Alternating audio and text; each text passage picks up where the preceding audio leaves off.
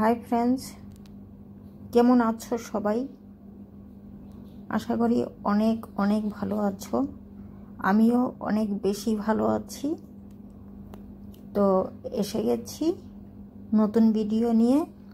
তো আজকের recipe egg দো পেঁয়াজা, ডিমের দো পেঁয়াজা। তো এখানে আমি 4টে ডিম নিয়েছি, 4টে পেঁয়াজ নিয়েছি, টমেটো নিয়েছি 2টো, আর বাকি মশলা আমি পরপর বলে যাব।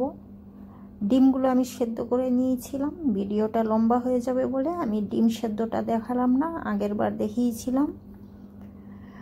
তো ডিমগুলো বয়েল করার পর আমি ঠান্ডা জলে কিছুক্ষণ ভিজিয়ে রেখেছিলাম, তারপরে খোসাগুলো ছাড়িয়ে এখন আমি ডিমগুলো নুন হলুদ দিয়ে ভেজে নিচ্ছি।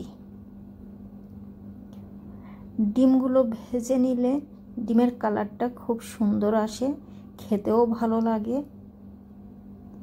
তোমরা একবার ট্রাই করে দেখবে যারা ডিমের কারি রান্না করো। অনেকে আছে ডিমের কারি রান্না করার সময় ডিমগুলো ভাজে না, সেটার টেস্ট অন্যরকম থাকে। তো যাই হোক, এটা নিয়ে আর আমি বেশি কিছু বললাম না। যখনই ডিমের কারি বানাবে ডিমটা সবসময় একটু ভেজে নেওয়ার চেষ্টা করবে।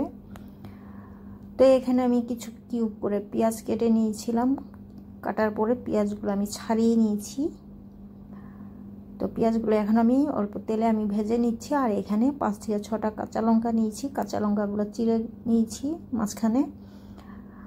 আর এটা আমি সামান্য নুন দিয়ে তেলের মধ্যে একটু ভেজে নিচ্ছি।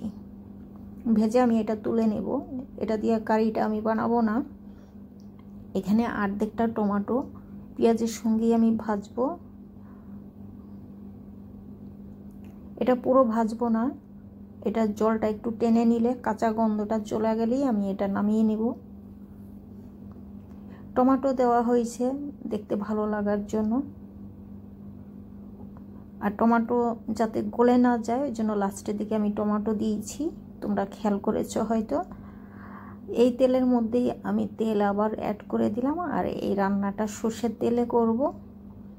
তেল দেওয়ার পরে আমি এখানে তেজপাতা দিয়ে দিলাম, 1 টুকরো দারচিনি দিলাম, 2টো এলাচ, 2 থেকে 3টে লং আর গোলমরিচ। আর এখানে জিরে, হাফ টিস্পুনের মতো গোটা জিরে। জিরেটা আমি লাস্টের দিকে দেই, কারণ জিরেটা পুড়ে যাবে, যার জন্য আমি গরম মশলা আগে দেই, জিরেটা পরে দিই। তো গরম মশলাগুলো আমার ভাজা হয়ে গেছে। এখন এখানে আমি পেঁয়াজ কুচি অ্যাড করে দিলাম।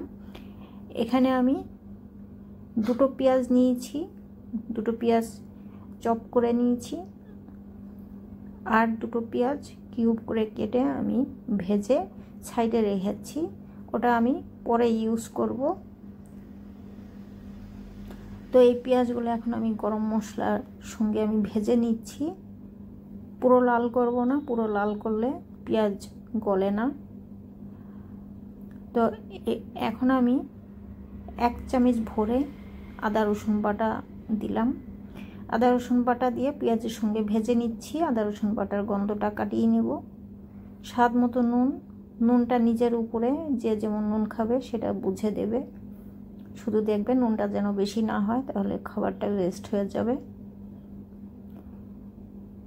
তো আদা রসুনের গন্ধ কেটে গেছে। এখানে আমি 1.5 চামচ নিয়েছি ধনে পাউডার, 1 চামচের কম হলুদের পাউডার, হাফ চামচ জিরে পাউডার, 1 চামচ লঙ্কা পাউডার।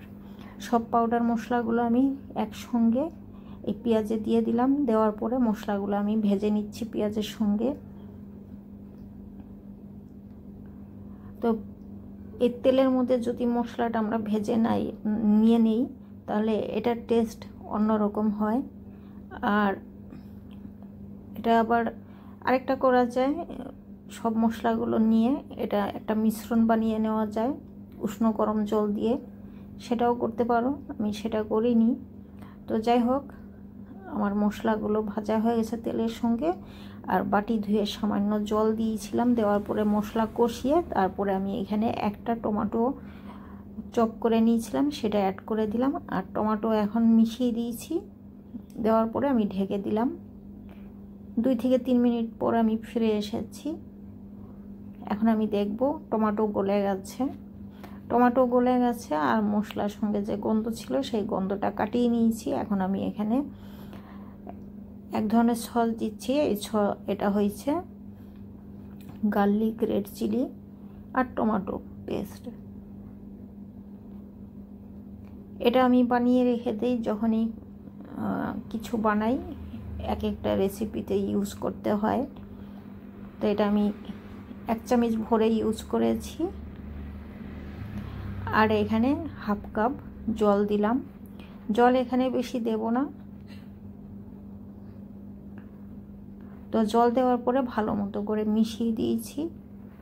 এখন আমি ঢেকে দিচ্ছি 3 থেকে 4 মিনিটের মতো। তো 4 মিনিট পর আমি ফিরে এসেছি। এই যে ঘন হয়ে গেছে।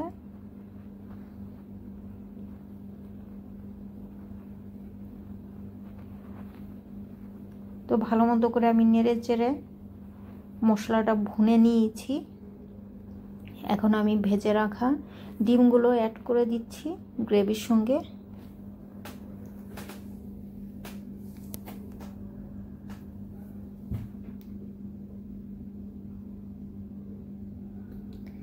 যারা ডিমের দো পেঁয়াজা খেতে চাও এইভাবে একবার ট্রাই করে দেখো।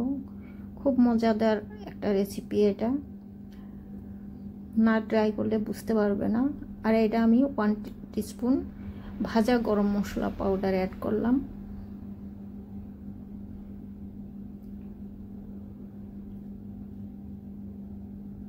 ভাজা গরম মশলা পাউডার অ্যাড করার পরে আমি ভালো করে মিশিয়ে দিয়েছি। এটা কচুরি মেথি।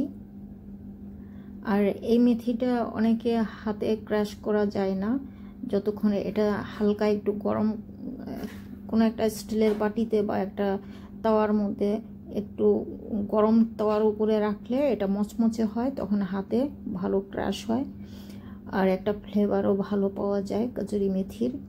সবসময় একটু গরম করে ক্রাশ করার চেষ্টা করবে ফ্লেভারটা পেতে গেলে। তো ভেজে রাখা পেঁয়াজ, টমেটো আর কাঁচা লঙ্কা সেটা আমি অ্যাড করে দিলাম শেষের দিকে।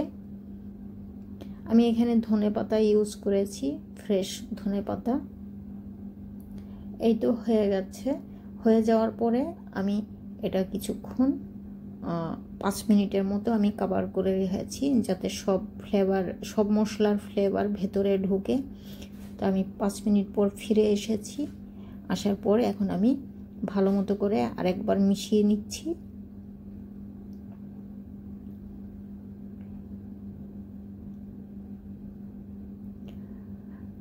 তো পুরোভাবে হয়ে গেছে আমার এগ দো পেঁয়াজা।